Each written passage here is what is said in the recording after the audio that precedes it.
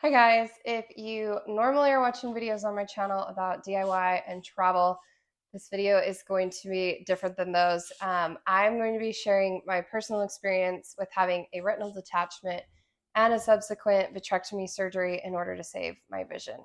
So if this is currently happening to you, I just want to say I am so sorry. I know it's one of the scariest things that you can go through.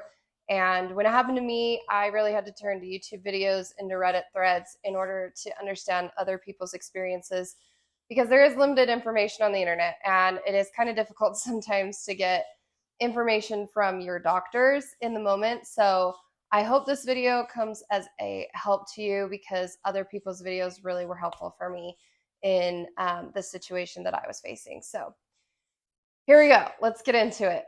How did this even happen to me? Okay, if you don't know what a retinal detachment is, your retina is in the very back of your eyeball. So your eyes in the front, obviously, cornea and all of that, and then your retina's in the back that secures your optic nerve and all of that. My retina came fully off of the back of my eye.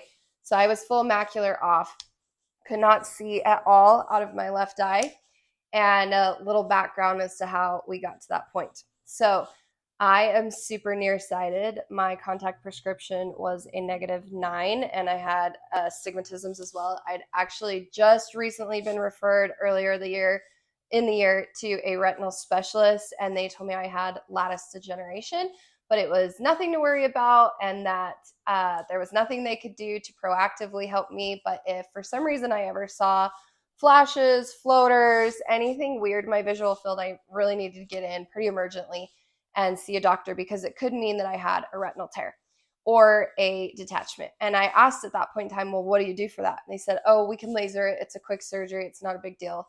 So I just kind of went about my life until about 6 months later when I woke up one day and I started seeing a weird flash in one of my eyes. I don't know how to describe it to people besides the fact when it happens to you, you're going to know something different is going on.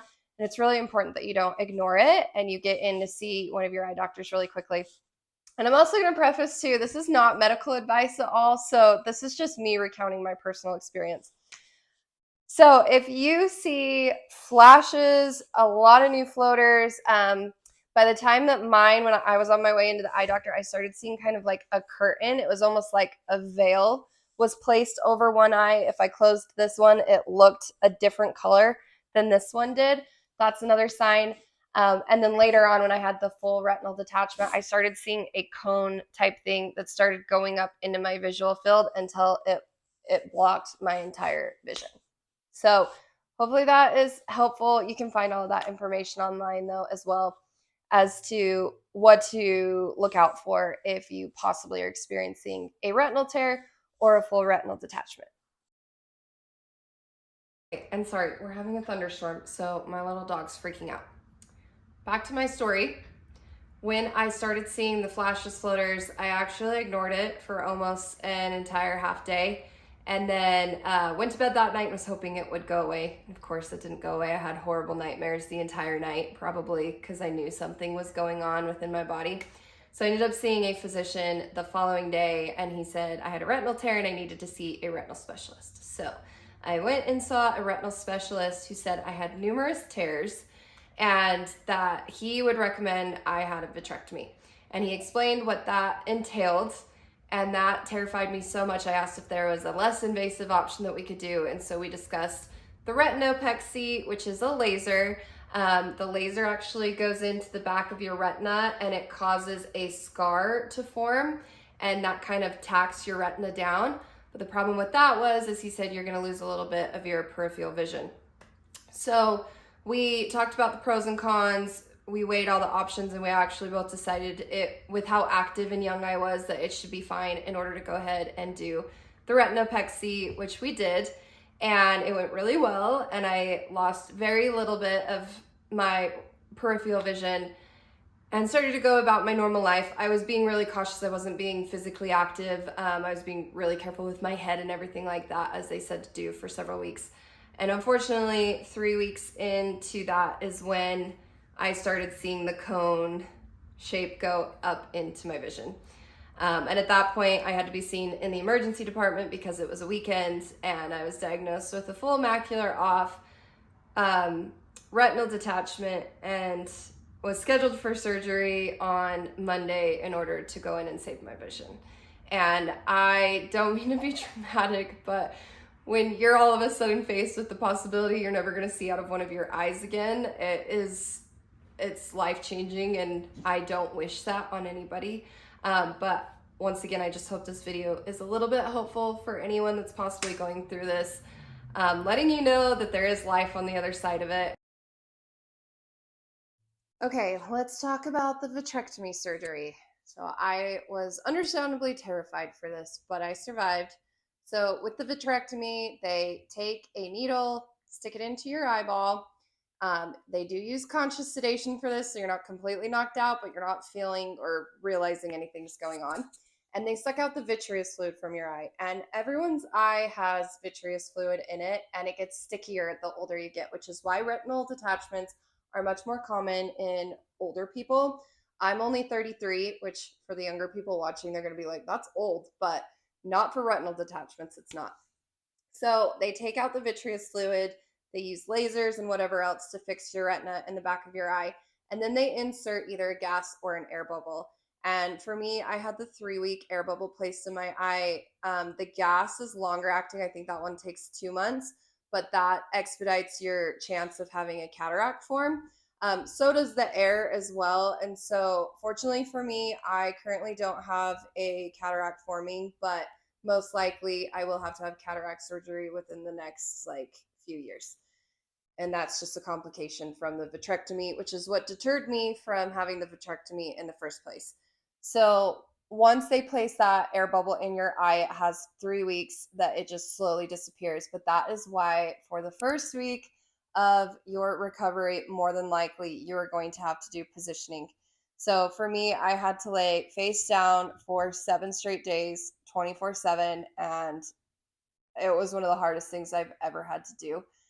I'm actually going to do another video on tips and tricks and just recounting my experience and just talking about how I got through it, to be honest. But really, it was just taking it 15 minutes at a time. So for 15 minutes, I'm going to color. And for 15 minutes, I'm going to do a meditation. And for a half hour, I'm going to talk on the phone to a friend. And I had to just do that for the next 15 minutes each day for 7 straight days. Because if I got through day one and realized I had 6 more days to go, I think I might have got a little crazy. So this is a testament that you can get through it, and that the positioning is really important, because that's what's going to push your retina back into place. And I just didn't want to screw it up at all. And I've had a really good outcome, which is what we will talk about next. So I was really fortunate with my recovery experience. I actually just hit the 3-month mark earlier this week and was able to go to my normal optometrist in order to get a new contact prescription. So I've only gone up a point or two. So originally my contacts were -9. They're about a -11 in this eye now. And I am back to 20/25 vision currently.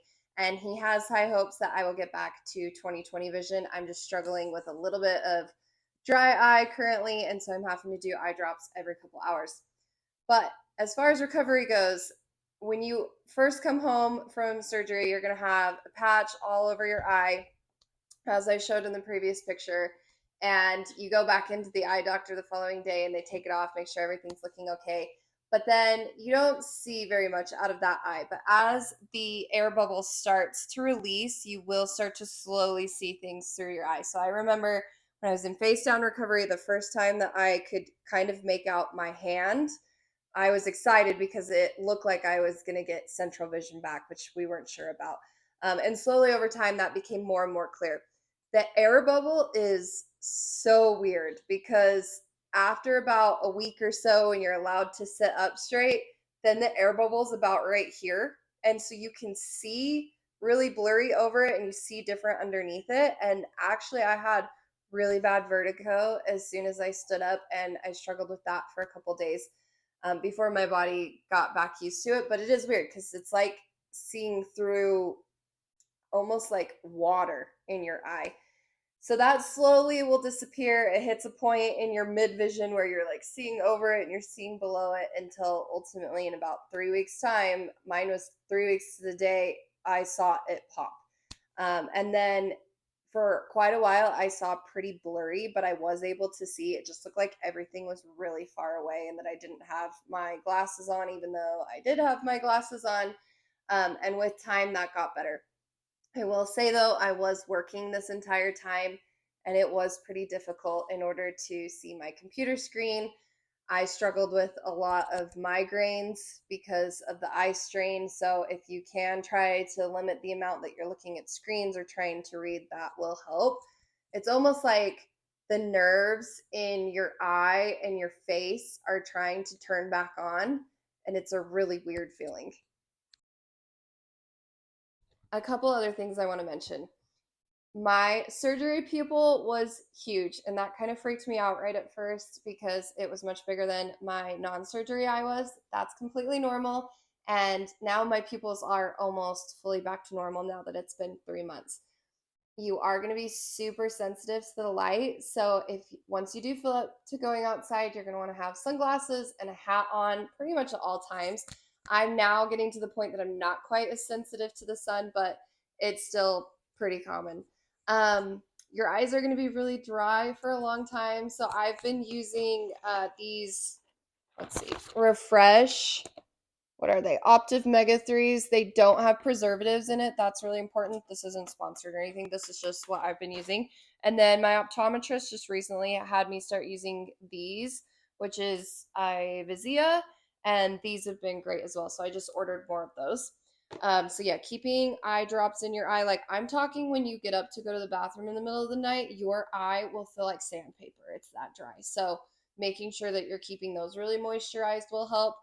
A couple other things I did is that I just tried to eat a really, really low inflammation diet and get a lot of sleep and just honestly give my body every possible opportunity to focus on regenerating my eye. I was like, I don't want it to be focused on breaking down crap that I'm eating in my stomach or not be getting enough sleep. I want to be as healthy as possible so that it can just do its thing and my body can fix itself, which it did. And I'm so freaking grateful for. Um, Couple milestones along the way. I waited until 6 weeks to wear contacts, and my eye did not feel up to it until then. You actually have stitches in your eye for the first 2 to 3 weeks. Those dissolve on their own. But yeah, it was 6 weeks time before I put contacts in. And they do want you to wait 2 or 3 months until you go to your optometrist and get a new prescription for your contacts or glasses because your eye will be improving quite a bit over that time. And I just hit that 3 month mark and I was able to get new glasses and contacts, and it's been life changing.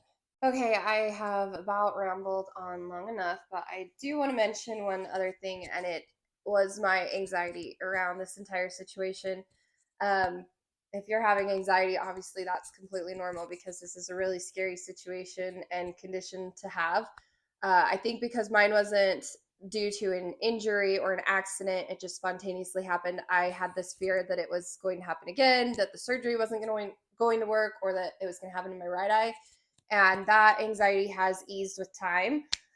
Every time that I did something, it was like doing it for my first time all over again. It took me a couple weeks to drive my car, and that was scary. And it just gets easier and easier every time you do things. The first time I went in the supermarket, and the fluorescent bright lights were just almost more than I could take. And the first time I was in a big crowd of people, not fully able to make out their faces. And just recently, the first time I played volleyball, I play competitive sand volleyball, and it's one of my loves. And I was worried I was never going to get to play again. And so I just played for my first time last week, and the first time was really hard. But the second time got a lot easier. So it does get better, but it's kind of like doing something again for the first time because most likely you're seeing the world in a much different way than you used to before. And me, I'm just currently adjusting to losing a big portion of my peripheral vision, but just grateful that I have my central vision and that it has come back pretty dang well. And I know that it will continue to heal and to come back over about a year's time since that surgery. which is generally the time frame they say is that it takes up to a year to heal from it. And as far as the gym and activity goes, that was one other thing I wanted to mention. I just walked a lot. I didn't really feel like going and doing cardio or lifting heavy weights. I just honestly felt really fragile, and I just gave my body the time that it needed to heal. Whereas other people, they feel totally fine and they've gone to the gym. But it was probably a good 6 weeks before I felt like going and doing smaller exercises and workouts, and about 2 months before I started hiking. But when I did hike, I would feel my pulse in my eye, which would freak me out. So I always wanted my heart rate to stay below a certain level. Um, this injury, I was really worried was going to be a huge life changer for me, and that I might have to give up some of the hobbies and the activities that I love. It's so far in my recovery, it looks like I'm going to be able to live a relatively normal life and get back to the things that I love. And it's not been easy, but within 3 months, I feel so much better, and I feel just grateful to get to this point, especially considering where I was just, 2, 3 months ago in this process.